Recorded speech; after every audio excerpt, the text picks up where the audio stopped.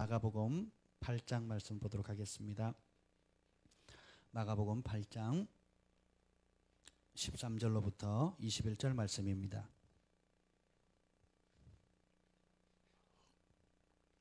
(365일) 기적의 삶 190페이지 데이 186입니다. 마가복음 8장 13절부터 21절 우리 한 절씩 교독하시겠습니다. 그들을 떠나 다시 배에 올라 건너편으로 가시니라.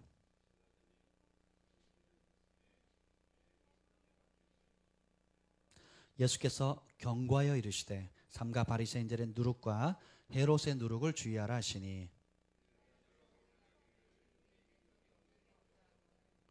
예수께서 하시고 이르시되 너희가 어찌 떡이 없으므로 수군거리느냐? 아직도 알지 못하며 깨닫지 못하느냐? 너희 마음이 둔하냐?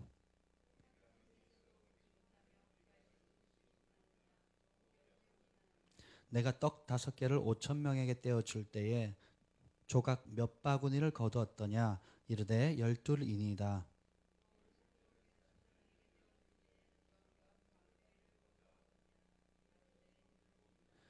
다 같이요. 이르시되 아직도 깨닫지 못하느냐 하시니라. 아멘. 성령님, 이 시간에 이 말씀의 빛을 비춰 주시옵소서. 예수님의 이름으로 기도합니다. 아멘. 오늘은 여러분 누룩에 대해서 말씀을 드리려고 합니다. 365일 기적의 삶에 보면 이제 3가지 누룩에 대해서 나옵니다. 그 첫 번째가 천국의 누룩이 있고, 오늘 본문에 본 그대로 바리새인의 누룩과 헤롯의 누룩이 있습니다. 이 말씀이 지금 제 삶의 상황과 굉장히 현실적으로 크게 부딪히는 것을 경험하고 있습니다. 마태복음 13장에 보면 예수님께서 천국은 마치 밭에 감추인 모아 같고 천국은 마치, 그래서 천국의 비유를 쭉 들다가 그 중에 하나가 천국은 누룩과 같다 그랬어요.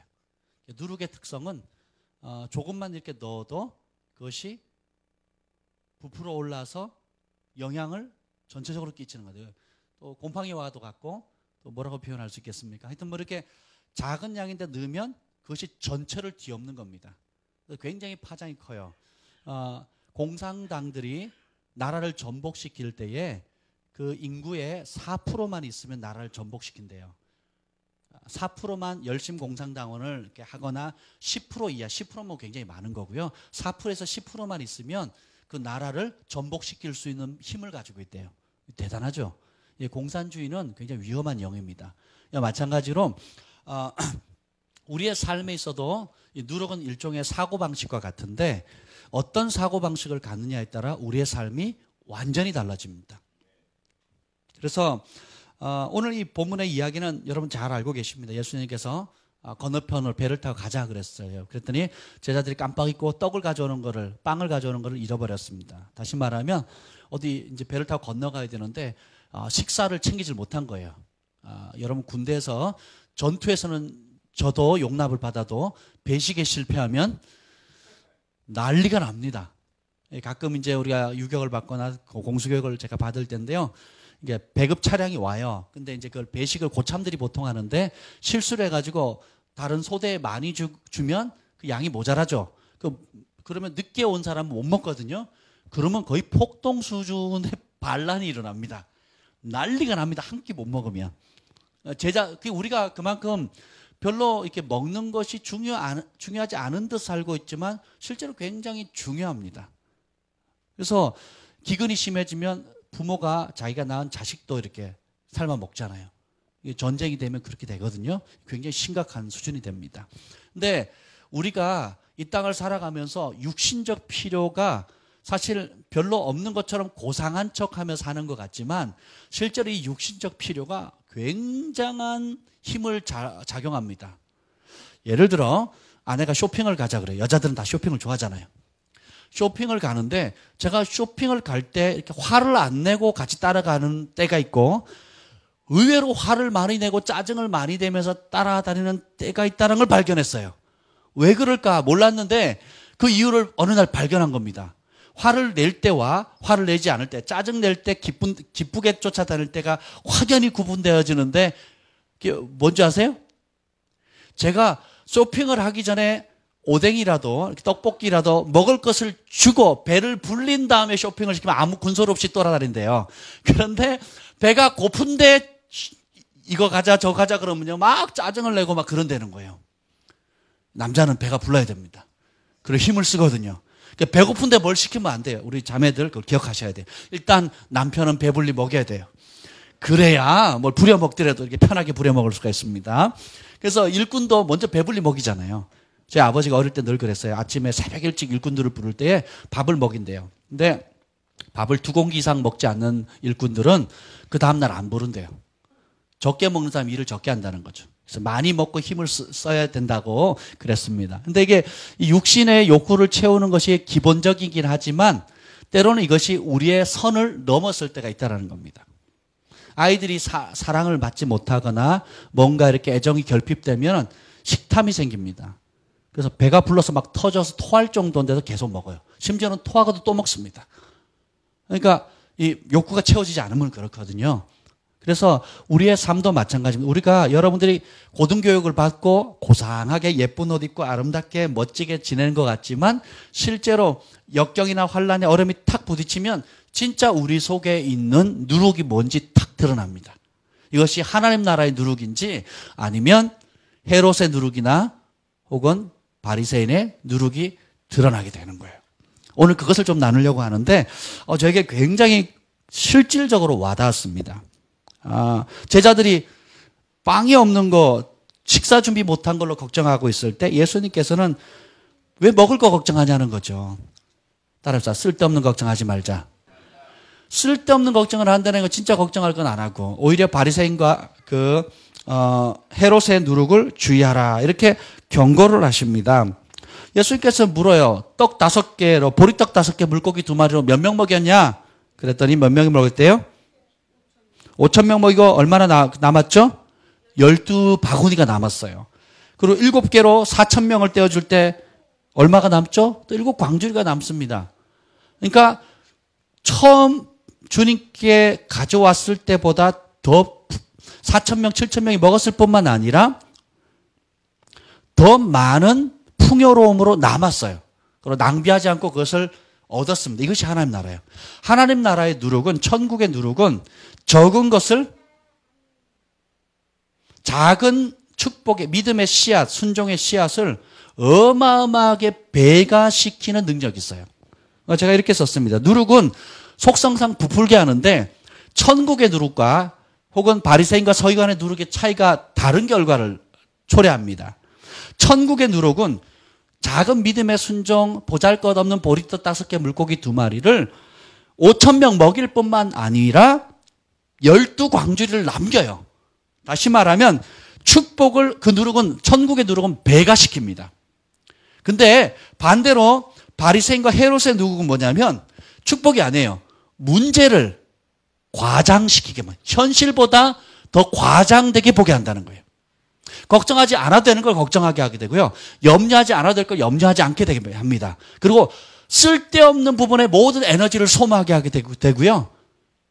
그래서 하나님의 이전에 역사했었던 하나님의 은혜, 감격, 감사조차도 망각시키는 어마어마한 악한 전염병과 같습니다. 그래서 결국은 우리가 이 두 누룩의 영향을 받게 되어 있어요. 천국의 누룩의 영향을 받는 삶을 살 것이냐 아니면 지옥으로부터 온 누룩의 영향을 받게 될 거냐, 이것은 우리가 매일 매 순간 선택하며 삽니다. 오늘 그 얘기를 좀 나누려고 해요. 기대가 되십니까? 네, 아멘. 우리 천준이가 좋아요. 그래서 누룩은 결국, 사랑이도 고마워요. 누룩은 결국 우리의 마음에 영향을 끼치게 됩니다. 아멘. 기본적으로 헤롯의 누룩은 뭐냐면 따라합시다. 헤롯의 누룩은 나 자신을 믿으라. 자신의 힘, 자신의 지혜, 자신의 노력. 제가 어릴 때 저희 아버지가 자주 그러셨어요. 술만 드시면 그랬어요. 나는 아무도 안 믿는다. 취한 것 같죠? 제가 벌써? 나는 내 주먹을 믿는다. 그러셨어요. 대부분의 많은 사람들이 자신의 주먹을 믿습니다. 자신의 지혜, 자신의 노력. 그래서 이런 스피릿을 가지고 있는 독립심이 강합니다.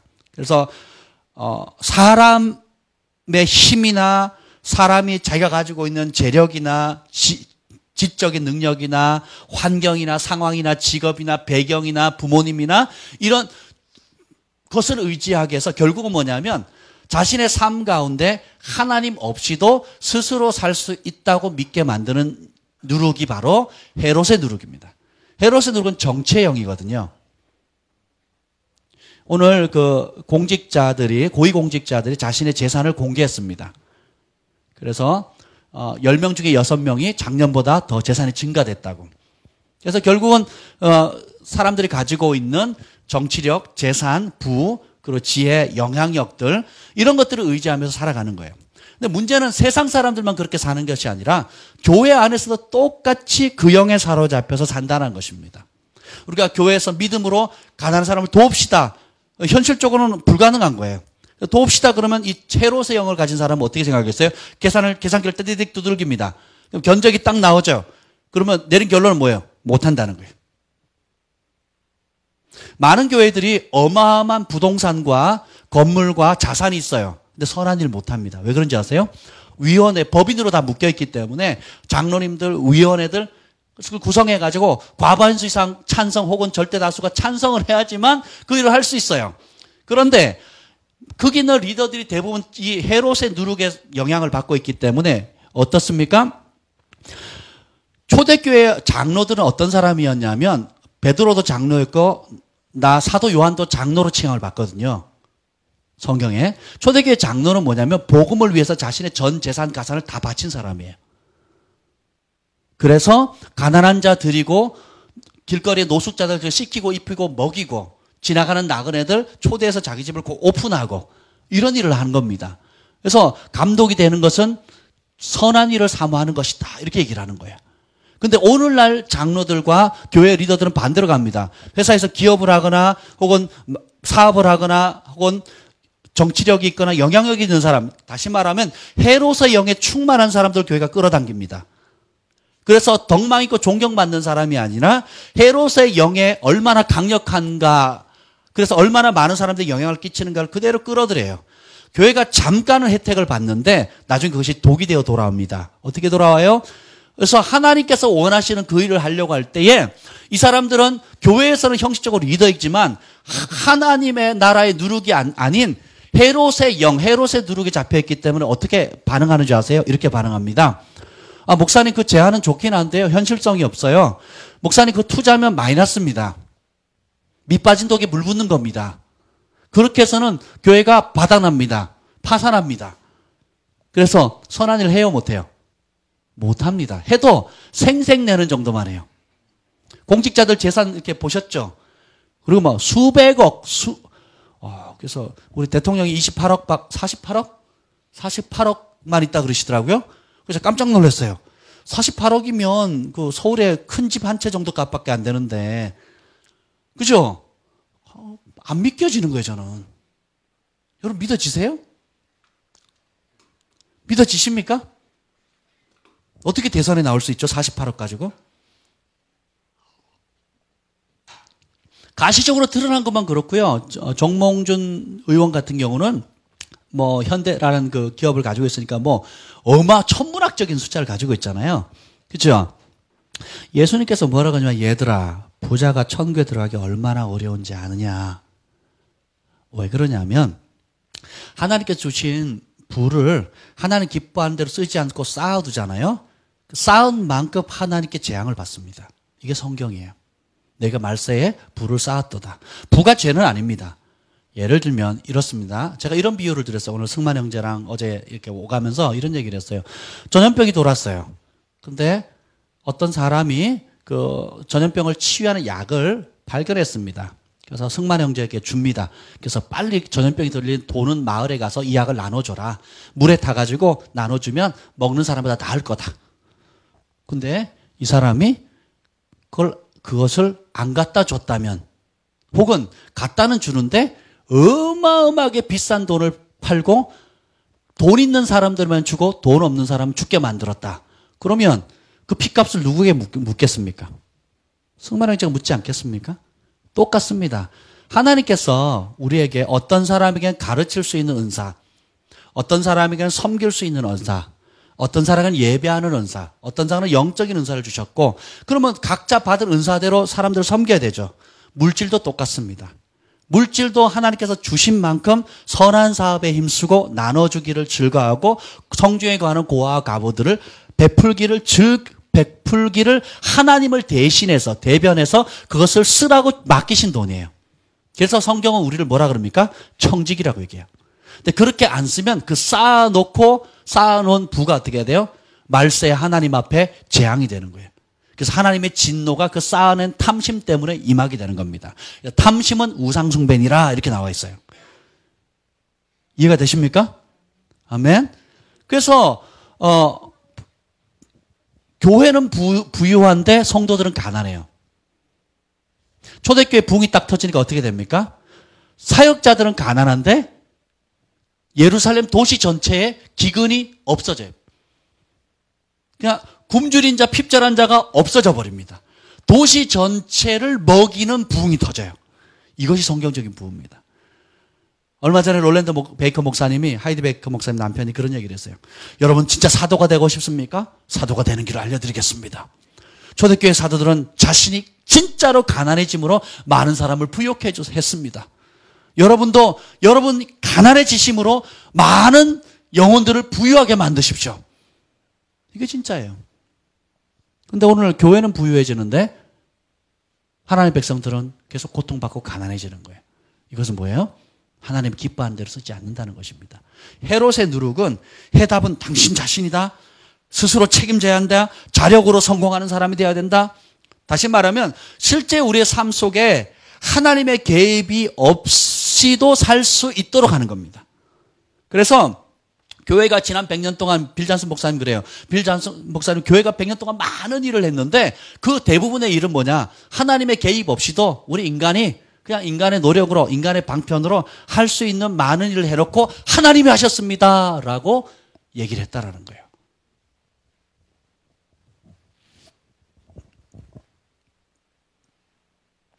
우리도 어떤 크고 작은 문제에 직면할 때마다 무신론자처럼 헤롯의 누룩에 사로잡힌 생각으로 반응할 때가 많다라는 것입니다. 누룩은 우리의 마음에 영향을 미치게 됩니다. 근데 우리의 삶에 하나님께서 역경의 불을 허락하시는 이유가 있어요. 그게 뭐냐면 마음속에 뭐가 있는지를 드러내주세요. 하나님은 우리 마음속에 뭐가 있는지 이미 아세요. 외모를 보지 않고 중심을 보시기 때문에 우리 마음에 뭐가 있는지를 이미 아십니다. 근데 누가 몰라요? 내가 모르는 거예요. 우리가 좋을 때 좋은 거, 그렇죠? 좋을 때 동의하는 건 어렵지 않습니다. 예를 들면 제가 잘 나갈 때, 또 인기 있을 때, 사람들 영향이 있을 때 제 휴대폰에 1000명의 리더자들 이름이 있어요. 근데 그분들이 막 인사하고 연락하고 뭐 잠 못 잘 정도로 뭐 밤이고 낮이고 전화 옵니다. 근데 제가 모든 사역을 접고 부산에 가서 조용히 지낼 때요, 전화한 사람 10명도 안 돼요. 10명도. 1000명 중에 10명도 안 됩니다. 그럼 몇 프로예요? 1%죠. 1%. 그러면서 제가 뭐예요? 진짜를 발견한 겁니다. 진짜 저를 사랑해 주는 사람, 진짜 나를 아껴주는 사람, 빈부, 명성, 또 환경과 상관은 없이 진짜 나를 아껴주고 사랑해 주시는 분이 누구인가를 발견하게 된 거예요. 저희가 내려왔다 그러니까 장유에서 어느 목사님이요, 그분도 굉장히 그때 상황이 어려웠음에도 불구하고 저만 부른 게 아니라 우리 온 가족을 다 불러서 그 부산 해운대 앞바다에 조선 비치 호텔이 있어요. 조선 호텔. 굉장히 좋은 호텔. 바다 그 뷔페 그렇게 맛있는지 처음 알았어요. 그 앞에 새로 지은 호텔도 있는데 그 조선 호텔의 뷔페가 더 맛있더라고요. 온 가족을 초대해가지고 그 식사하면서 내내 함께 해주시는 거예요. 그리고 같이 바닷가 거닐고 위로해주시고 격려해주시고 용기를 심어주시는 겁니다. 아멘. 그 제가 진주를 발견하게 된 거죠. 역경은 여러분들이 건강할 때와 몸이 아플 때 마음의 태도가 달라집니다. 여러분이 부유할 때와 가난할 때 마음의 태도가 달라지죠. 여러분 자신이 그렇거든요. 그리고 그런 여러분을 바라보는 주변 사람도 달라집니다. 심지어 부모, 형제, 가족도 태도가 달라져요. 역경의 불은 여러분 자신이 누구인가를 보게 하고 또 주변 사람도 여러분을 어떻게 보는지를 나타내 줍니다. 아멘. 그래서 역경의 불이 우리의 마음속에 있는 누룩이 어떤 누룩인가? 헤롯의 누룩인가? 바리새인의 누룩인가? 혹은 진짜 천국의 누룩인가를 드러낸다는 것입니다. 바리새인 누룩은 뭐냐면 종교 제도를 얘기해요. 종교 제도라는 게 뭐냐면 하나님을 이론적으로는 받아들이지만 경험을 못해요. 그리고 정신세계에서는 하나님이 실제로 살아계신다라고 믿고 철저하게 믿지만 하나님을 경험하는 것은 철저히 배제합니다. 그리고 형식적으로는 하나님을 설명하지만 그들이 믿는 하나님은 능력이 없어요. 그리고 문제에 대해서 신학적으로 설명을 해줄 수 있지만 해답은 주지 못합니다. 저는 대형교회 다니는 그 직분자들을 종종 만나요. 그러면 이렇게 얘기합니다. 저 사랑의 교회 다닙니다. 저 온누리교회 다닙니다. 저 선한목자교회 다닙니다. 제가 그래서요. 속으로 그럽니다. 속으로. 아니 다 우리 아버지 집 아니에요? 우리 아버지 집? 우리 아버지 집 아닌가요? 저는 오히려 교회를 자랑하기보다는 저는 주님을 만났습니다. 저는 주님을 압니다. 주님도 저를 아신다 하십니다. 저는 주님의 음성을 듣습니다. 저는 주님의 음성에 순종합니다. 저는 주님의 음성을 따라 복종합니다. 주님의 음성을 따라 용서합니다. 주님의 말씀을 따라 사랑합니다. 그리고 주님과 날마다 교제합니다. 정기적으로 교제합니다. 저는 주님의 마음을 아는 사람입니다. 주님의 친구입니다. 주님도 저를 주님의 친구라 하십니다. 이런 걸 자랑하는 사람을 아무도 못 봤어요. 온누리교회, 여의도 순복음교회, 좋은 교회입니다. 훌륭한 교회예요. 한국교회에 정말 큰 기여를 한 교회들입니다. 그런데 처음에 부흥을 터질 때는 한국을 선도하는 교회였는데 시간이 지나갈수록 어떻게 해요? 온누리 스타일, 여의도 스타일, 또 각기 사랑의 교회 스타일만 남은 거예요. 온누리 교회를 그렇게 부흥시켰던 하나님의 치유의 능력, 기도의 능력은 어디 있냐는 거예요. 제자훈련을 통해서 진리의 빛을 비췄던, 그래서 그 진리 가운데 사람을 변화시켰던 그 사랑의 교회의 능력이 지금 어디 있냐는 거예요. 사랑의 교회 성도들이 죄를 이깁니까? 나는 당당히 죄를 이깁니다라고 말할 사람이 몇이나 됩니까? 많지 않다는 거예요. 속고 지내는 겁니다. 그래서 어느 교단, 어느 교회, 어디를 다닌다는 것을 자랑하지 실제로 어떻게 하나님을 경험하는지에 대한 자긍심이 약한 거예요. 왜요? 진짜가 없으니까 자꾸 꾸미는 거, 포장하는 것, 사회적 위치, 자기가 어울리는 사람들, 또 교회에서의 위치, 타이틀 이런 걸 얘기하잖아요. 그 제가 작년에 어느 날 예배드리다 갑자기 그런 생각이 드는 거예요. 아, 우리 교회 직분이 없어야 되겠다. 그런 생각을 했어요. 초대교회도 직분자가 많지 않았는데 직분이 없어져야겠다 생각을 했어요. 그래서 직분을 없애자고 결정을 했더니 의외의 반응들이었어요. 너무너무 기뻐하는 거예요. 할렐루야, 이루 형제님. 저희 교회 오신 분들 다 전도사님들이고 사역자고 또 집사님이고 권사님이고 그래요. 근데 제가 오늘부로 직분을 없애도록 하겠습니다. 그랬더니 너무너무 반응들이 폭발적이었어요.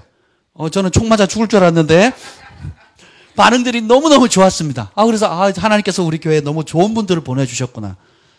오늘 재한의 형제도 그 감리교단의 그 준목이거든요. 준목.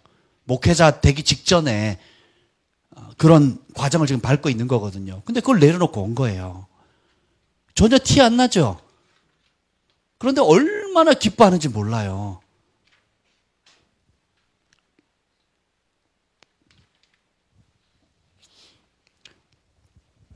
삶에 예수님께서 배를 타고 지나가는데 마가복음 4장에 보면 피곤하셔 주무세요. 근데 막 폭풍이 치고 바다가 그 물이 막 배에 들어와서 배가 막 잠깁니다. 그래서 제자들이 우리가 죽게 된 것을 안 돌아보십니까?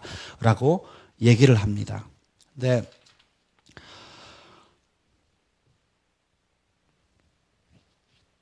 이런 상황 가운데 예수님께서 꾸짖으시죠. 바람을 꾸짖고 파도를 꾸짖습니다. 그랬더니 제자들이 응답됐다고 기뻐했죠. 근데 예수님께서 오히려, 자, 여러분 문제가 생길 때 누구한테 부르짖어야 돼요? 예수님께 부르짖어야 되겠죠. 하나님께 부르짖어야겠죠. 제자들이 부르짖었어요. 그랬더니 예수님께서 문제를 해결해 줬어요, 안 해줬어요? 해결했었습니다. 그리고는 어떻게, 너희가 나를 부를 줄 알았다. 역시 믿음이 좋구나. 그러셨어요? 왜 믿음이 적으냐고 오히려 꾸짖었어요. 여러분 잘 보셔야 됩니다. 왜냐? 하늘의 누룩은 우리가 생각하는 것과 많이 달라요. 우리는 과거의 기적을 통해서 오늘의 기적을 볼 수 있는 눈이 있어야 돼요.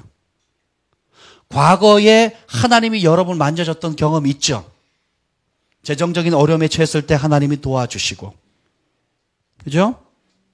그리고 병 들었을 때 하나님께서 고쳐주신 경험이 있고, 혹은 나를 통해서 불치병이 낫는 역사도 있었고, 그죠?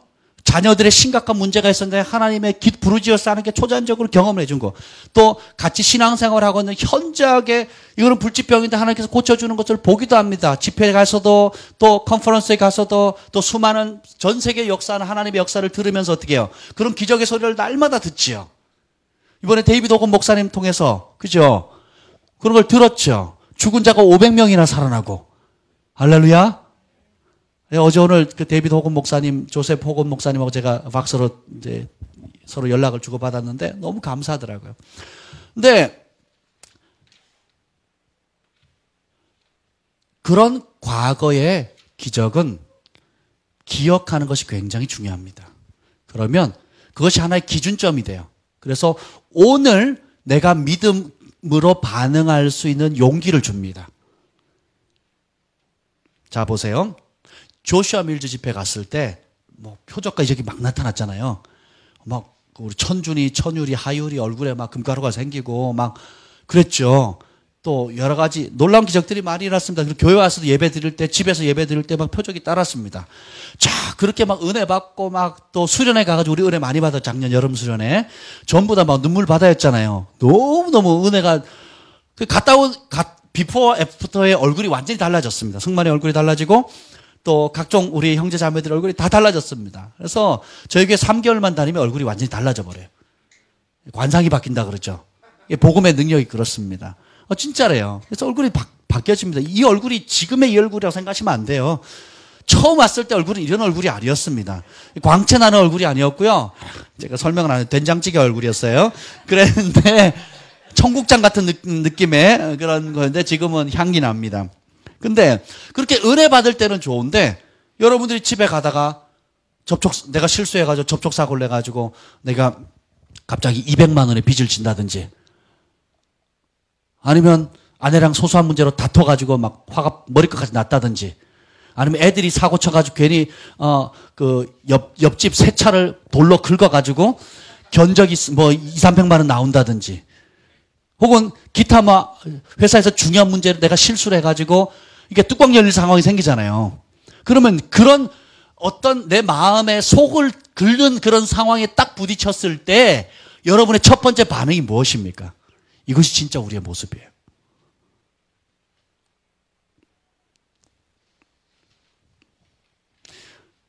빌 잔슨 목사님이 이런 말씀을 했어요. 내가 역경을 당할 때 첫 번째 반응이 항상 믿음을 갖는 것이면 좋겠습니다. 우리가 한번 열내고 한번 다투거나 화가 나거나 마음이 상하거나 하면 그 생각을 사로잡는데 보통 뭐 몇 시간부터 며칠씩 걸리잖아요. 혹은 한 달이 지나가도 못 푸는 경우가 있잖아요. 그죠? 그건 뭐예요? 헤롯의 누룩과 바리새인의 누룩에 사로잡혀 있는 겁니다. 성경적으로 우리가 하나님 말씀 볼 때 우리가 예수님 핏값을 사신 바 됐고 하나님 자녀 됐고 천국의 특권 왕의 자녀를 누리고 있고 그죠? 성령님 우리 안에 계시고 그래서 성경은 뭐라 그래요? 항상 기뻐해라. 왜요? 기뻐할 수 있으니까. 쉬지 말고 기도하라. 왜요? 쉬지 말고 기도할 수 있으니까. 모든 일에 감사하라. 몇 가지 일? 왜요? 할 수 있으니까. 그러면 우리가 헤롯의 누룩이나 바리새인의 누룩처럼 걱정하고 염려하고 좌절할 필요가 있어요? 없어요? 없어요. 그래서 성경적으로 우리는 그렇게 낙담하거나 좌절하거나 불평하거나 혈기내거나 짜증낼 이유가 있어요? 없어요? 없어요. 항상 기뻐야 되죠. 모든 일에 감사해야 되죠. 이유가 없단 말이에요. 그런데 우리는 현실에 어떻게 해요? 그러고 살거든요. 그리고 그것이 당연한 걸로 생각해요. 속임입니다. 최근에 아주 재미있는 일이 있었어요. 제가 4개월 동안 축구를 못했거든요. 그 이유가 뭐라고요? 처음에는 햄스트링이라고 근육 미세 근육 파열이라고 그랬는데 나중에는 뭐 디스크기가 있다 그러네요. 그래서 아주대학병원에 가면 의사 선생님 두 분이 저보고 디스크라 그러고, 김포에 가면 김포에서는 이게 햄스트링이라 그러고, 저기 또 녹번 쪽에도 가면 불광동 쪽에 가도 거기는 햄스트링이라 그러고 디스크가 아니라 그러고, 누구 말이 맞는지 잘 모르겠어요. 아마 아주대학이 맞는 것 같아요. 근데 어찌되었든 그랬더니 저랑 같이 사시는 분이 저한테 그러는 거예요. 여보, 그거는 병원 가서 해결되는 문제가 아니에요. 그럼 어떻게 해야 되는데? 그래서 지금 보고 계실 텐데, 그건 병원 가서 해결되는 문제가 아니고요. 회개하면 나아요.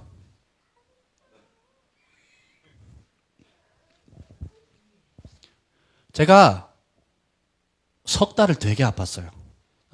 서 있으면 괜찮아요. 걸어 다니면 괜찮은데 자고 일어나거나 운전하고 내리면요, 운전할 때나 운전하고 내리면요 거의 걷지를 못할 정도로 아파요. 너무 아팠어요. 아침에 일어날 때 그냥 너무너무 아팠습니다. 지금도 자고 일어나면 이제 며칠 사이에 좋아졌는데 굉장히 아프거든요. 그래서 저는 너무 아팠어요. 그래서 아파서 무슨 문제를 좀 해결해 달라고 얘기를 했는데 아내는 바른 말 했어요.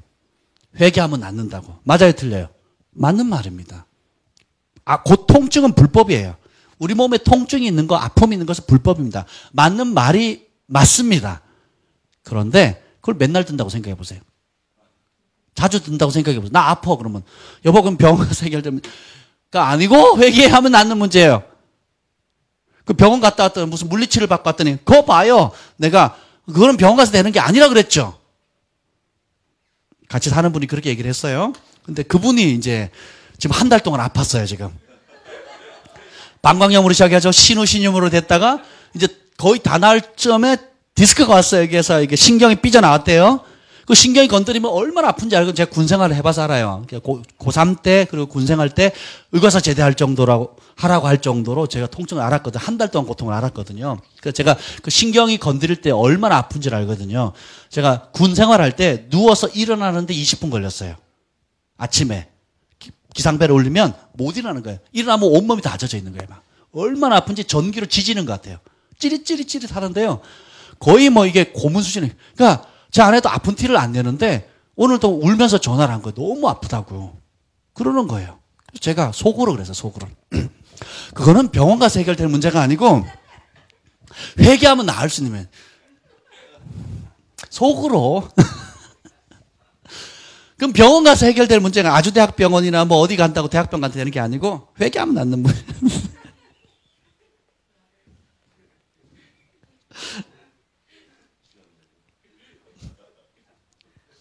우리가 남이 아플 때는 쉽게 방법을 알려줄 수 있어요. 근데 본인이 당하면 다르거든요. 제 아내가 어떤 사람입니까?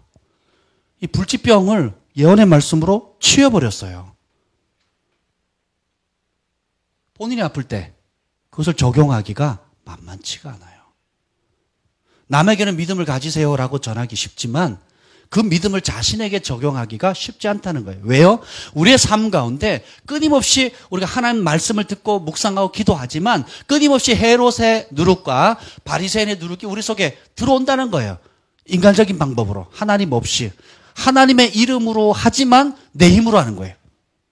예수님의 이름을 빙자하지만 내 능력, 내 힘, 내 계획, 내 방법으로 가는 겁니다. 아내가 몇 달 동안 아팠거든요. 밴쿠버에 있을 때.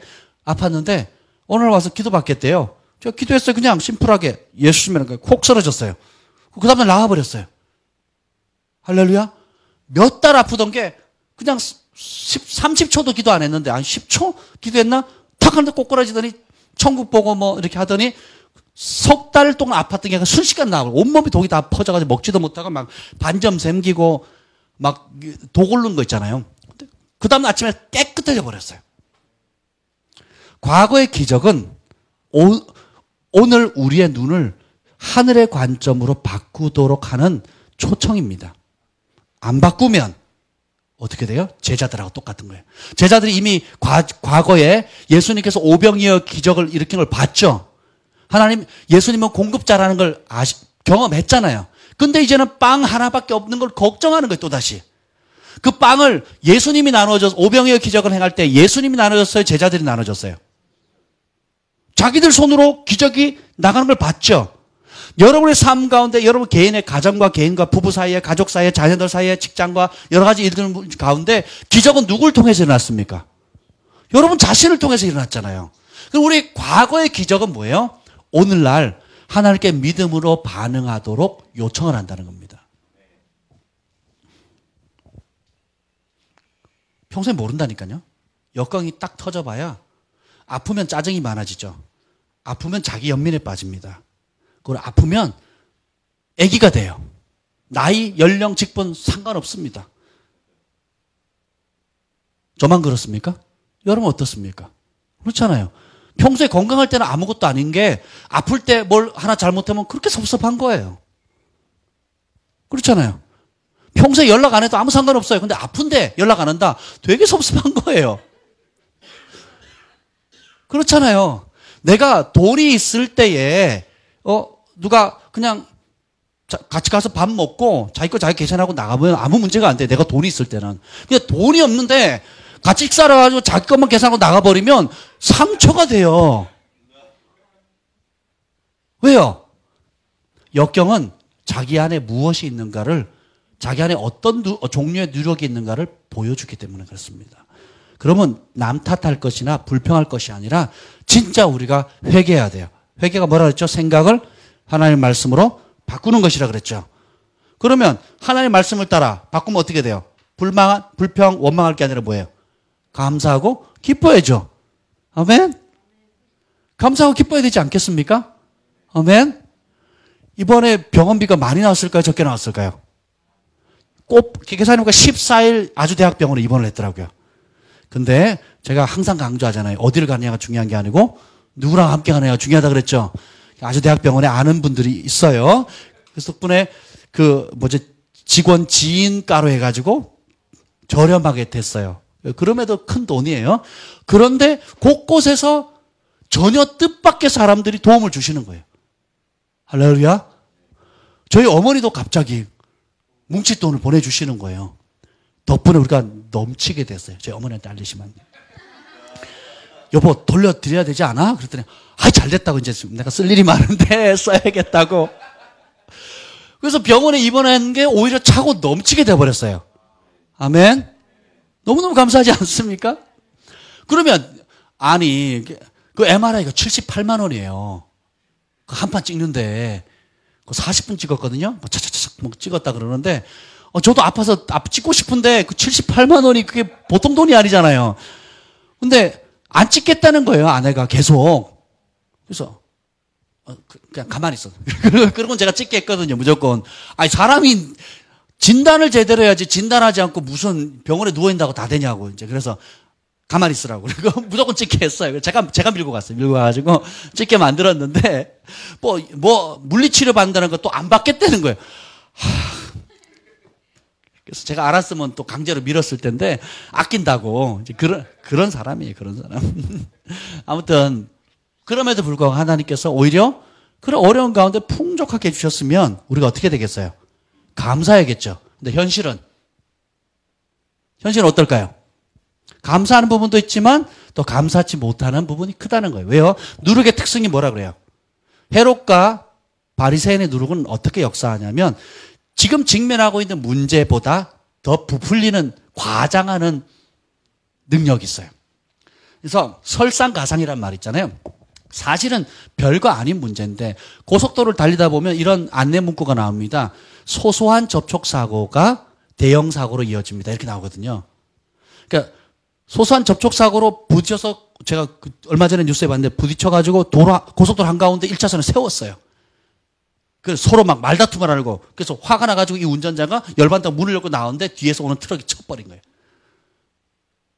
그러니까 별것도 아닌 소소한 것 때문에 고속도로 한복판에 1차선에 차 세우고 화난다고 문 열고 나가서 이제 싸우려고 나오다가 뒤에 오는 차에 치여가지고 죽었습니다. 바리새인과 서기관의 누룩, 세상의 누룩, 지옥의 누룩은 그런 역할을 해요. 별것도 아닌데 부풀려요. 별 문제도 아닌데 엄청 부풀립니다. 여러분 부부싸움 하는 거 보세요. 진짜 돌이켜보면 싸울 일도 안 해요. 누구 하나 양보하면 문제가 안 되는 거거든요. 누구 하나 품어버리면 아무 문제 안 되는 거예요. 근데 자존심 때문에. 남자는 자존심, 여자는 뭐 때문에 그러죠? 여자는 정말 이해하기 어려운 존재예요. 왜 하나님께서 여자를 만드셨는가? 나는 우리 하나님이 신비하다는 것을 여자를 통해서 알아요. 남자는 예측이 되는데 여자는 예측이 안 돼요.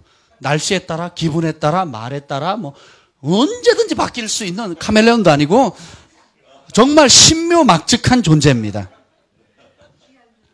아멘. 그 신묘막측이 그런 뜻이거든요. 그래서 개인의 성향, 비위, 색깔, 전통, 자라온 배경을 맞추면 끝도 없습니다. 방법이 없어요. 부모도 못 맞춰요. 그래서 우리가 어떻게 해요? 모든 생각을 사로잡아서 그리스도의 말씀에 복종시키는 겁니다. 아멘. 우리의 마음이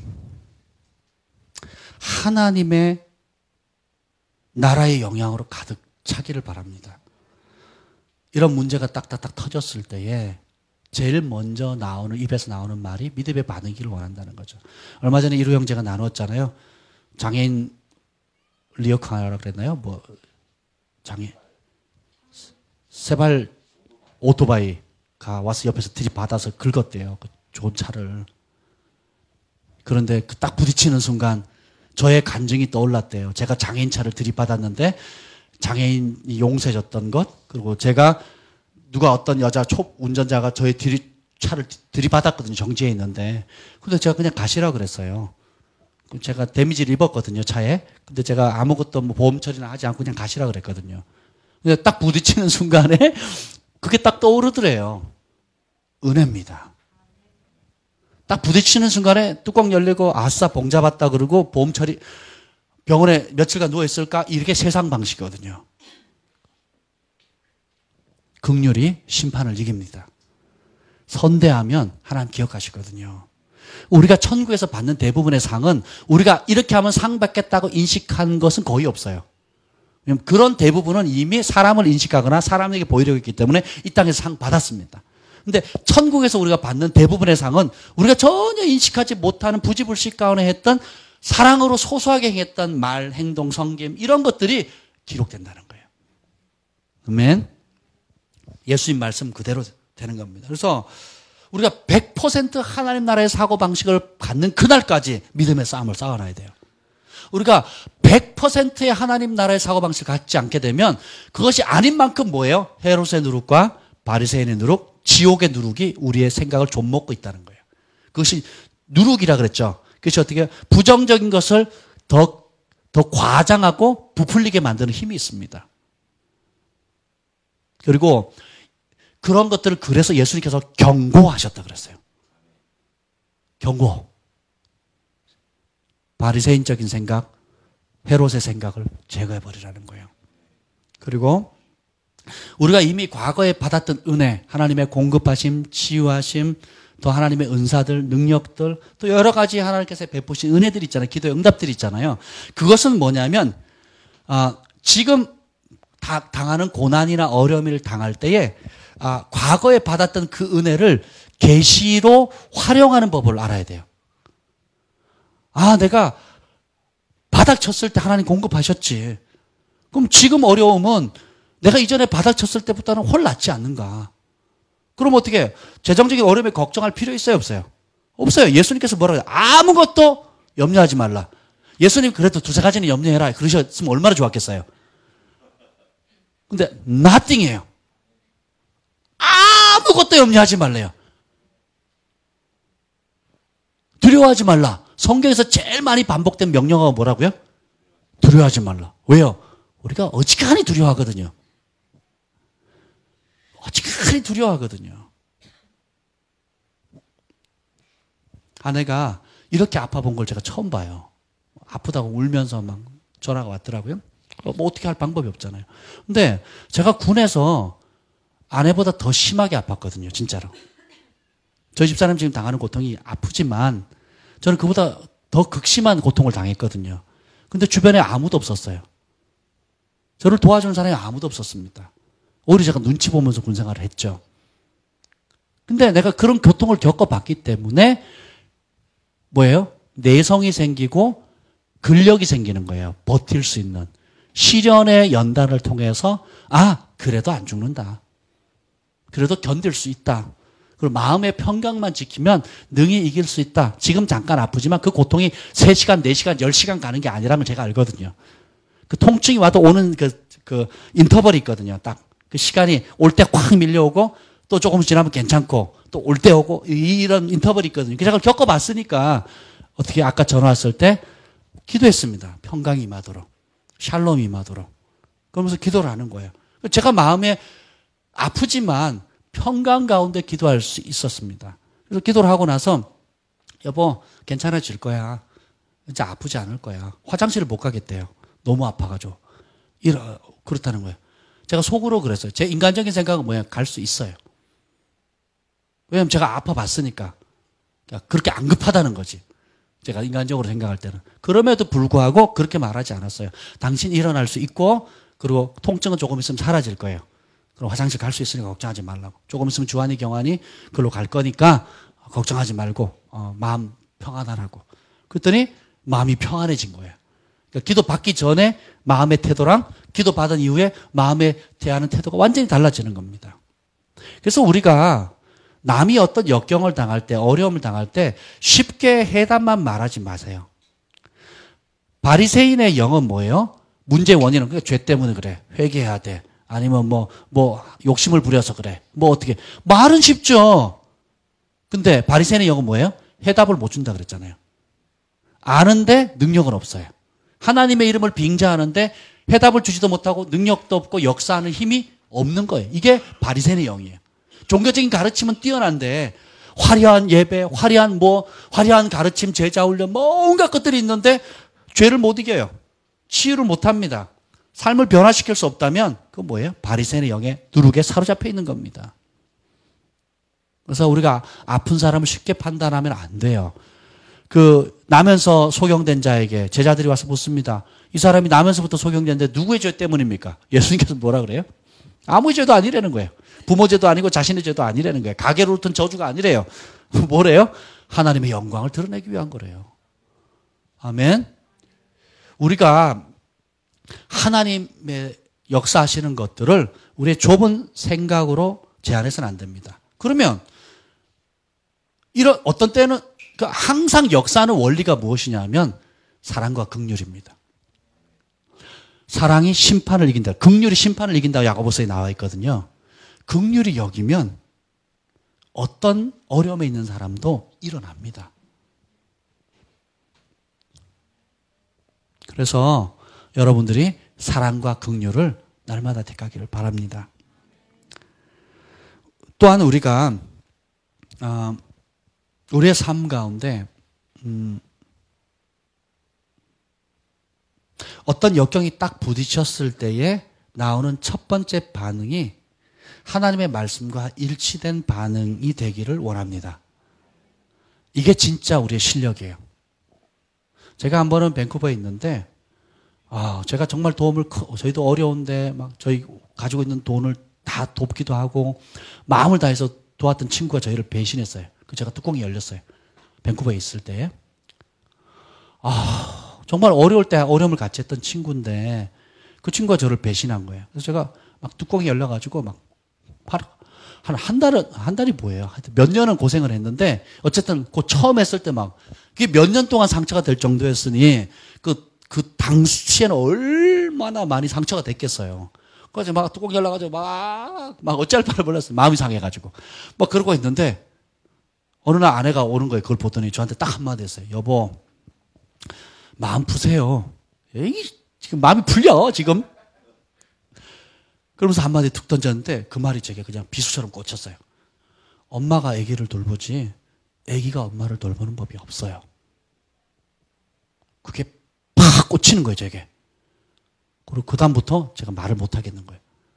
그러면서 이제까지 아내가 저를 참아준 것들, 그리고 인내해 준 것들, 사랑으로 용납해 준 것, 자기 잘못이 아닌데도 져준 것들, 그게 막 싹 지나가는 거예요. 그러면서 숙연해지는 거예요. 아, 맞다. 결국은 누군가 큰 마음을 품은 자가 용서해 주는 거고, 어미의 마음, 아비의 마음을 품은 자가 자녀들을 뒤치다거리 해주는 거예요. 그렇잖아요. 기저귀 갈아주고, 칭얼거리는 거 다 비 맞춰주고. 그죠? 그래서, 아, 그게 맞다. 누군가는 앞서 성숙한 사람, 앞서 하나님 나라의 누룩에 익숙해져 있는 사람이 헤롯의 누룩이나 바리새인의 누룩에 사로잡혀 있는 지옥의 누룩이잖아요. 세상의 누룩이잖아요. 그 세상의 누룩이 현실보다 더 과장되고 더 민감하고 자기 연민 가운데 자기 중심적으로 불평하고 원망하고 짜증하는 사람들을 하나님 나라의 사고, 하나님 나라의 누룩을 받은 사람이 그것을 품는 겁니다. 그래서 배가 되는 축복을 흘려보내는 축복의 통로가 되어야 되는 거예요.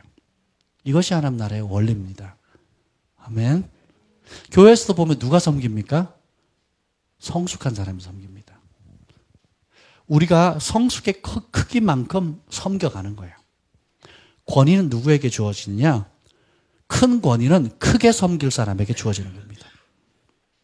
세상의 권위는 압제하고 누르고 이용합니다. 근데 하나님 나라의 권위는 어떻게 해요? 많이 섬길 사람에게 큰 권위를 주는 거예요. 많이 베풀 사람에게 큰 돈을 맡기십니다. 많이 사랑할 사람에게 하늘의 지혜를 주는 거예요. 결국은 제가 수련하다 강의안을 준비하다 이런 얘기를 했어요. 열방을 품을 생각을 갖지 않고는 하늘의 권위를 구할 생각도 하지 말라고 그랬어요. 하늘의 권위 받아서 능력, 이적, 치욕 받아서 뭐 하게요? 열방에 대한 비전, 죽어가는 영혼들에 대한 긍휼한 마음 없이 그 권능 받아서 뭐 하겠냐는 거예요. 그렇지 않습니까? 그래서 우리가 매 순간 부딪히는 크고 작은 문제가 사실은 우리 안에 무엇이 있는가를 드러내는, 그리고 또 동시에 하나님의 말씀을 적용할 수 있는 기회입니다. 그러면 헤롯의 누룩에 먹잇감을 줄 것이냐, 아니면 천국의 누룩에 먹잇감을 줄 것이냐, 우리가 선택하는 거예요. 동일한 상황인데 다르게 반응하는 겁니다. 아멘.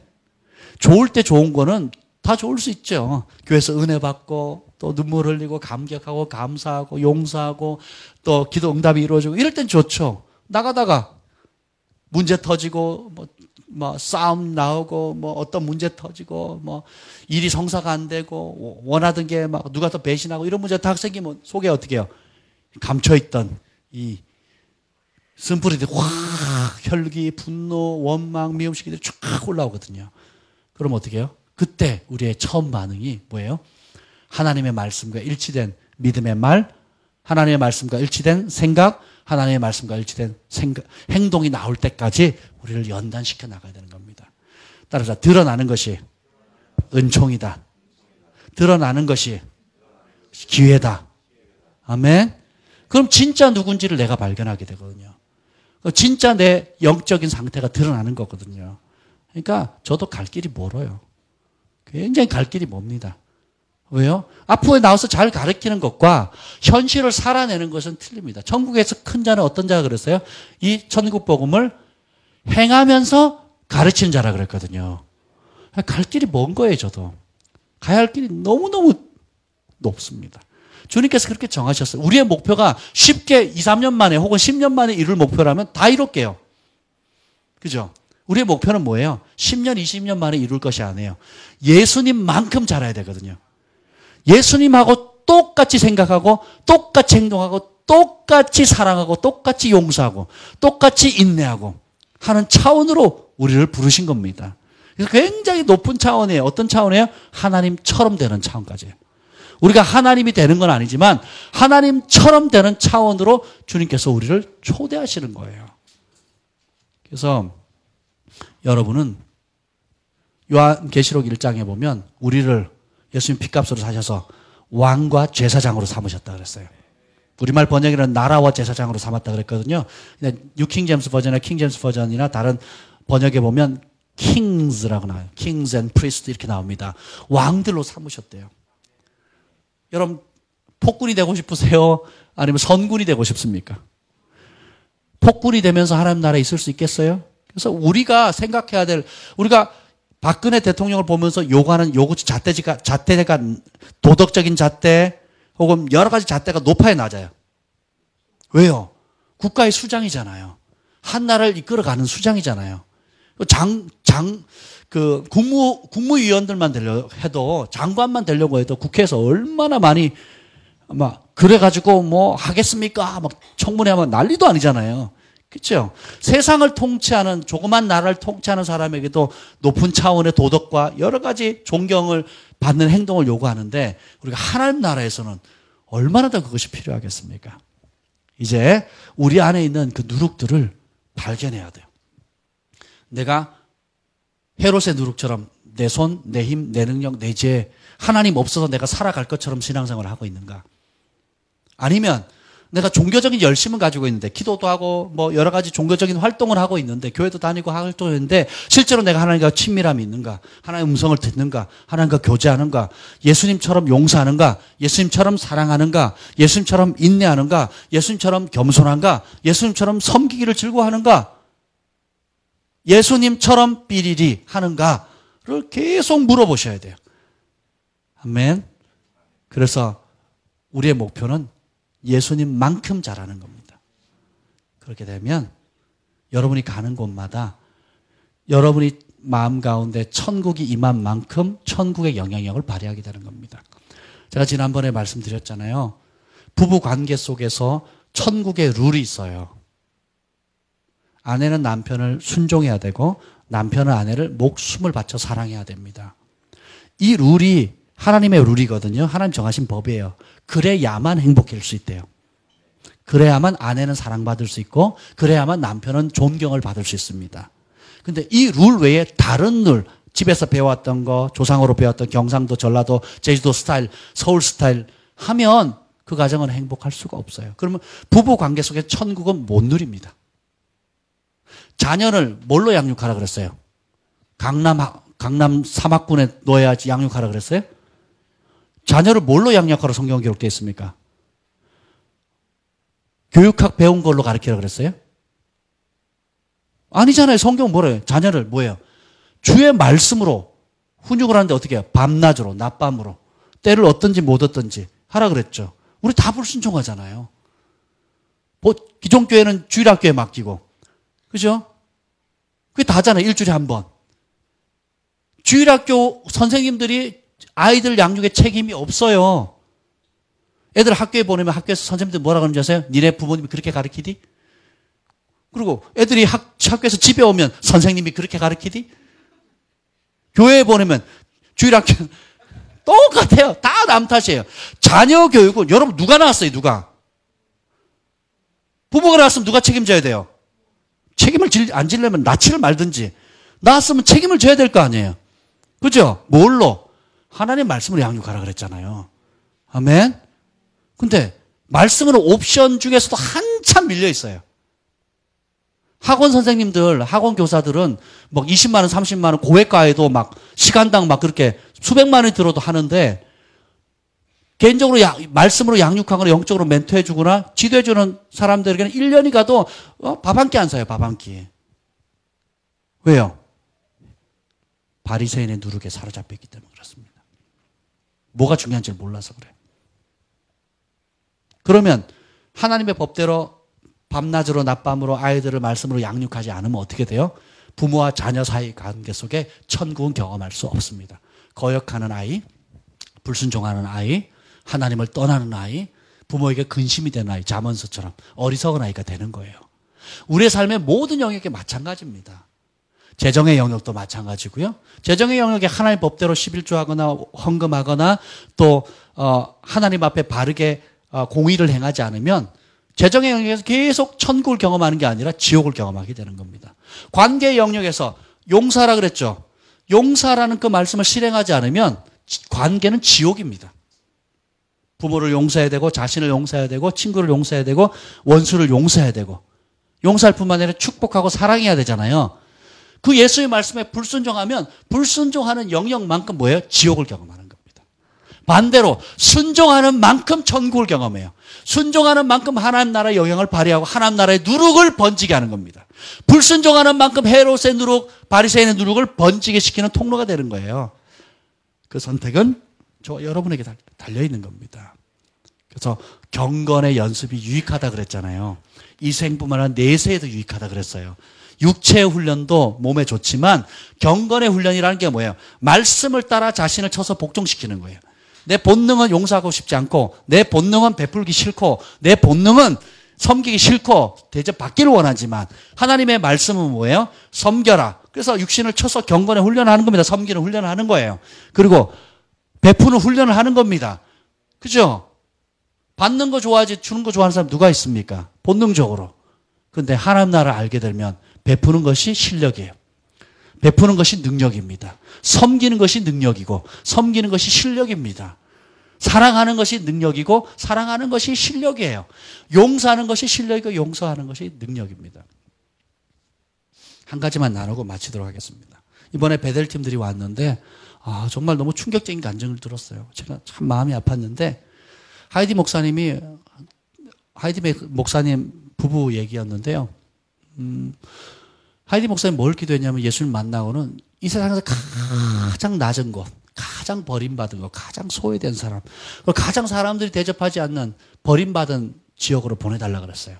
그래서 간 곳이 홍콩이었습니다. 홍콩에 뭐라 그러죠? 슬램가죠. 그러니까 집도 없고 버림받고 노숙자의 알코올 중독에 마약 중독에 이 중독 지역에 가서 그들을 어떻게 했냐면 집에 들여와서 먹이고 입히고 씻기고 했어요. 근데 그 하이디 목사님의 친딸이 9살 때인가 13살인가 제가 몇 살이었죠? 정확히 기억이 안 나는데 9인가 13살 때에 어떤 일이 있었냐면 노숙자 알코올 중독자를 들였어요. 그래서 씻기고 입히고 그리고 같이 생활을 했어요. 몇 개월을. 근데 그 노숙자가 이 큰딸을 강간한 거예요. 그래서 하이디 목사님, 롤랜드 목사님 충격을 받으신 거예요. 그 충격 때문에 어떻게 해요? 한번 생각을 해보세요. 길거리 노숙자를 먹이고 입히고 씻겨서 섬겼는데 은혜를 갚지는 못할 망정 원수로 갚은 거예요. 그래서 다 충격을 받은 거예요. 큰딸도 충격받고 아빠도 엄마도 충격받아 결국 사역을 그 사건 때문에 접고 영국으로 돌아가 버린 거예요. 몇 년이 지나갔는데 그 상처가 아물질 않는 거예요. 그 상처가 아물겠어요? 아무리 사역자라도. 근데 어느 날 주님께서 홍콩으로 다시 가래요. 집회하러. 저는 안 간다고. 순종해라. 그랬더니 순종하겠다고. 근데 내가 그 사역했던 그 지역은 안 가겠다고. 근데 그 지역을 가게 된 거예요. 그래서 그 컨퍼런스 가는데 그러면 내가 절대로 그 사람은 만나지 않겠다고 하는 그 집회에 그 사람이 나타난 거예요. 근데 성령께서 뭐라 그러는 줄 아세요? 가서 네가 그 사람 앞에 무릎을 꿇고 그 사람의 기도를 받도록 해라 그러더래요. 못한다고. 저 사람이 나에게 어떤 짓을 했는데 못한다고. 가서 그렇게 하래요. 그래서 결국은 어떻게 했는지 아세요? 찾아가서 그 사람 앞에 무릎을 꿇었어요. 그리고 자기 딸을 강간한 그 사람에게 그 사람이 손을 얹고 기도를 받습니다. 근데 바로 그 순간 이 아이가 그 큰딸이 영국에 있었을 거예요 아마. 그 동일한 시간대에 이 딸이 과거에 있었던 모든 그 상처로부터 자유케 되고 완전히 자유케 되는 역사가 일어났어요. 그래서 지금 멋진 가정을 이루고 있고 멋진 사역자가 돼가지고 얼마나 멋있게 사역하는지 모릅니다. 우리의 삶의 영역에 있어서 하나님께서 주시는 말씀은 천국의 누룩과 같아요. 하나하나 순종하면 그게 별거 아닌 것 같은데 보리떡 5개, 물고기 2마리, 소녀의 도시락이 뭐 얼마나 컸겠어요. 근데 그 작은 것에 내어드리고 순종함으로 인해서 어떻게 해요? 어마어마한 기적이 역사가 일어나는 겁니다. 그래서 용서의 영역이든 재정의 영역이든 관계의 영역이든 순종과 섬김과 희생의 영역이든 어떤 영역이든지 여러분들이 하나님 말씀에 하나하나 순종할 때 그것이 순종의 씨앗을 통해서 천국이 도래하는 겁니다. 순종하지 않은 영역만큼 헤롯의 누룩이나 바리새인의 누룩이 여러분에게 고통을 주게 되는 거예요. 그렇죠? 성령님께 구하셔야 돼요. 천국의 영역은 더 강화되어지고 내 안에 숨어있는 그 헤롯의 누룩, 바리새인의 누룩이 무엇인지를 드러내 주십시오라고 구하셔야 돼요. 그러면 여러분들의 삶이 완전히 달라질 것입니다. 그래서 그것을 어떻게 드러내시느냐?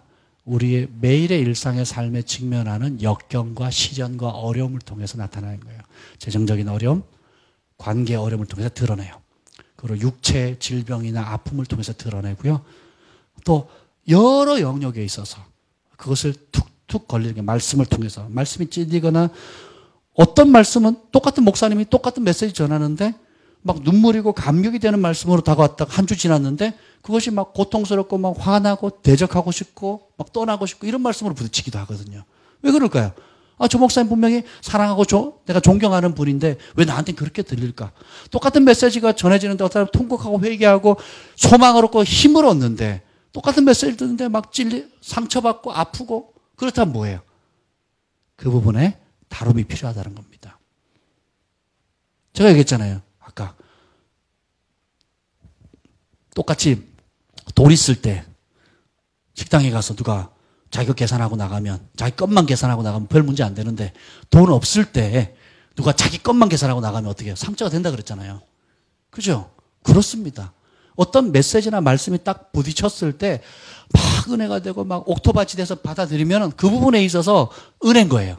근데 반대로 그것이 막 괴롭고 막 정죄당하는 것 같고 막 힘겹고 왜 또 저러지 또 날 찔러서 하는 건가 뭐 이렇게 와닿는다면 뭐예요?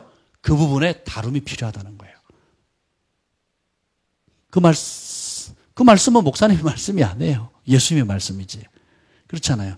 그래서 또 삶에 있는 여러 가지 자 보세요. 참 교회라는 게 재밌어요. 조상이 나면 줄조상 난다 그랬잖아요. 환자가 생기면 줄 환자가 생겨. 진짜. 아니, 그 멀쩡하던 우리 그 미나 자매님 결핵이 걸렸잖아요. 그래가지고 이제 근데 그 결핵 약이 굉장히 독하다네요. 그래서 지금 많이 되게 오고 싶어 하세요. 너무너무 오고 싶어 하는데 못 와서 막 그러는데 육체적으로 약이 너무 독하니까 이게 체력 관리가 어렵고 또 누가 이렇게 좀 음식을 해주면 좋은데 본인이 다 드시고 하셔야 되니까 챙겨 먹기도 그렇고 하여튼 그래서 마음이 참 안타까운데 그렇죠. 또 제가 또 한 넉 달 아팠죠. 또 집사람도 좀 한 달 동안 지금 거의 한 달이 넘었거든요. 덕분에 제가 예언학교를 다 하고 있잖아요. 얼마나 재밌는지 몰라요, 예언학교. 참 이번 주에 그 베델 팀들 옵니다. 그래서 여러분들 청소년들부터 시작해서 어른들에게까지 누구든지 오셔서 제가 사역 많이 해달라 그랬거든요. 그래서 오셔서 사역해달라 그랬는데 기대하시고 어쨌든 여러분 그럼에도 불구하고 그런 것들을 하나님께서 허락하시는 이유가 있어요. 우리의 진짜 실상을 보라는 거예요. 아파보지 않고 내가 너무 아파서 울 정도로 아파보지 않고는 진짜 아픈 사람 마음 몰라요. 모릅니다. 그러니까 그냥 기도하고 믿음으로 일어나세요. 회개하고 고침받으세요. 말은 쉽죠. 자기가 당해보세요. 그게 쉬운가? 그렇잖아요. 아니 사역자가 믿음으로 그 치유를 행하는 치유사역자가 자기가 병드니까 그게 믿음으로 치유받으세요. 이렇게 말하는 그렇게 선포하는 것과 자기가 그것을 믿음으로 취해서 자기가 낫는 것 사이에 이 갭은 이루 말할 수가 없는 거예요. 그래서 여러분 쉽게 우리가 판단할 것이 아닙니다. 그래서 역경의 상황 가운데 내 속에 무엇이 드러나는가가 진짜 내 모습이에요. 이제 그 이상도 그 이하도 아닙니다. 그래서 저도 제 바닥을 지금 막 여실하게 보고 있거든요. 그 증인이 누구냐? 우리 사랑이, 소망이, 온유, 그리고 할머니 다 증인이에요. 제가 어떻게 반응하는가, 어떻게 짜증내고, 어떻게 불평하고, 어떻게 반응하는지 우리 승반이도 증인인데 제가 막 투덜투덜 막 하거든요. 그러면 그게 제 수준인 거예요. 목사면 뭐 합니까? 그 수준이 그만큼인 거예요. 그게 저의 벌거벗겨진 실제 모습인 거예요. 아내가 오늘 화가 나니까 뭐라 그러는지 아세요? 지금 당신의 모습을 동영상으로 찍어서 내가 올릴 거예요. 그래서 제가 뭐라 그러는지 아세요? 올리세요. 그래서 왜? 그게 제 모습이니까. 남들이 목사님이 저럴 수 있냐, 뭐 내가 저렇게 안 봤는데 어떻게 할 거야? 내가 그런데 내 수준이 그 모양인데 나도 열받고 나도 화나고 나도 짜증나고 나도 사람인데, 그죠? 그런데 제가 이것을 뭐 합리화시키려는 게 아니고요. 이것이 우리 안에 감춰져 있는 헤롯과 바리새인의 누룩이라는 거예요. 이걸 정직하게 직면해야 된다는 겁니다. 사람들이 어떤 때 은혜 받는 줄 아세요? 제가 저희 부부 싸웠다 그러면 되게 은혜 받아요. 희한해요. 아니 우리 싸웠다는데 왜 은혜를 받는지 모르겠어요. 우리 목사님 가정도 싸우시는구나. 그래서 굉장히 은혜를 받아요. 그래서 똑같습니다. 저도 밥 굶기고 쇼핑 시키면 짜증 팍 나고요. 이제 시간이 지나가면서 전에는 그것이 잘못인지 몰랐는데 이제는 잘못인 걸 깨닫습니다. 전에는 그것이 그냥 내가 화내고 짜증내는 게 당연하다고 생각했는데, 당연히 내가 그런 상황이니까 그런 거라고 생각을 했는데 이제는 그것이 당연하지 않다는 거예요. 오늘 빌잔슨 목사님의 이야기가 저희는 참 성경적으로 그렇게 불평할 이유가 없다는 거예요. 성경적으로 그렇게 남 탓할 이유가 없다는 거예요. 성경적으로 우리가 어떤 부정적인 표현할 이유가 없다라는 거예요. 그걸 알면서도 현실은 어떻게 해요? 그렇게 산다는 거죠. 이제는 깨달았기 때문에, 말씀을 들으셨기 때문에 이제 어떻게 해요? 성경적인 수준으로 우리를 바꾸셔야 됩니다. 한 번에 즉시 되지 않는다 할지라도 어떻게 해요? 우리가 순종하는 만큼 천국을 경험한다 그랬죠. 불순종하거나 미루는 만큼 어떻게 해요? 지옥을 경험하는 겁니다. 모든 말씀의 영역과 삶의 영역에 동일하게 적용됩니다. 오늘 여러분 천국의 누룩을 퍼뜨리는 여러분 되시기를 축복합니다. 우리 안에 역경을 통해서 드러나는 헤롯의 누룩과 바리새인에게 누룩이 나타났을 때는 그걸 회개하시고 하나하나 고쳐나가시면 됩니다. 아멘. 그래서 이 밤에 기도할 때에 한 가지 중요한 거 있는데, 폭풍을 잠잠하게 하라라고 했을 때 예수님께서 어떻게 해요? 제자들을 꾸짖잖아요. 왜 믿음이 적으냐고. 왜 꾸짖었을까요? 그 바람과 폭풍을 잠잠하게 해야 될 사람이 누구였어요? 누구의 길을 기대하셨을까요? 제자들입니다. 바다와 풍랑과 바람을 명해서 우리를 죽이러 오는 거잖아요.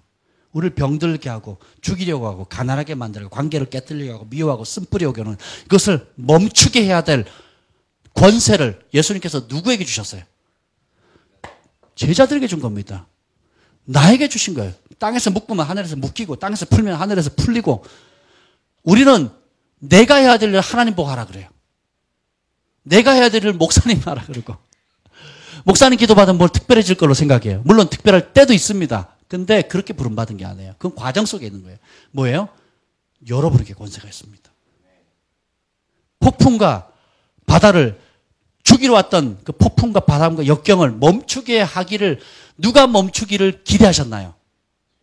제자들이 멈추기를 기대하신 거예요. 그렇게 안 했더니 꾸짖으시잖아요. 믿음이 적다고. 하늘과 뱀과 전갈을 밟으며 원수의 모든 권세를 제압할 수 있는 권세를 누구에게 주셨다고요? 좋아요, 여러분에게. 원수에게 큰 귀신, 아니 작은 귀신 몇 개만 아니라 두통병, 치질 이런 병이 아니라 모든 원수의 권세를 제압할 수 있는 권세를 누구에게 주셨다고요? 저와 여러분에게 주셨습니다. 누가 행사해야 됩니까? 우리가 행사할 때 예수님 기뻐하십니다. 감히 제가 어떻게 감히 이렇게 생각하는 게 사단의 속음이라는 거예요. 그것이 바리새인의 영입니다. 종교의 형식만 가지고 있고 하나님의 이름은 부르지만 능력이 안 나타나는 거예요. 아멘. 교회 크기나 자랑하고 있고, 교회 가지고 있는 재산이나 자랑하고 있고, 교회 가지고 있는 성도 수나 자랑하고, 안 됩니다. 오히려 내가 바람을 멈췄습니다. 역경을 멈췄습니다. 질병을 멈췄습니다. 기쁨을, 축복을, 감사와 행복을, 가정에 지옥 같은 가정을 천국으로 내가 바꿨습니다. 가정이 깨어지는 거 하나는 기뻐하지 않아요. 결국 뭐예요? 여러분 앞서 구원한 이유가 뭡니까? 가정에 천국을 경험하도록 하는 거예요. 하나님께 구해야 될 것도 있지만 여러분들이 선포함으로 취해야 될 것이 더 많다는 겁니다. 예수님 하신 그대로 하시면 돼요. 오늘 이 밤에 우리가 기도할 때 여러분 앞에 놓여있는 역경 가운데 여러분의 반응을 한번 살펴봅시다. 우리 자신의 반응을 한번 살펴봤으면 좋겠어요. 아직도 내 안에 헤롯의 영과 바리새인의 영이 누룩이 있는가? 그리고 폭풍과 역경의 풍랑을 예수님은 우리가 멈추기를 원하세요. 예수님의 이름의 권세를 사용해서 우리가 명하기를 원하고, 우리가 대적하기를 원하고, 우리가 그 묶임으로부터 자유케 하는 자유의 통로가 되기를 원하세요. 여러분이 축복의 통로입니다. 기도하겠습니다. 하나님 감사합니다. 예수께서 깨어 바람을 꾸짖어 받아들어 잠잠하라 고요하라 하셨던 것처럼, 하나님 이제 우리가 더 이상 무서워하거나 두려워하거나 염려하지 아니하고, 하나님 이미 과거에 주었던 기적, 이미 과거에 주었던 응답, 이미 과거에 경험했던 하나님의 놀라운 역사를 오늘의 계시 삼아서 오늘의 역경을 돌파해 나갈 수 있는 은혜를 주시옵소서.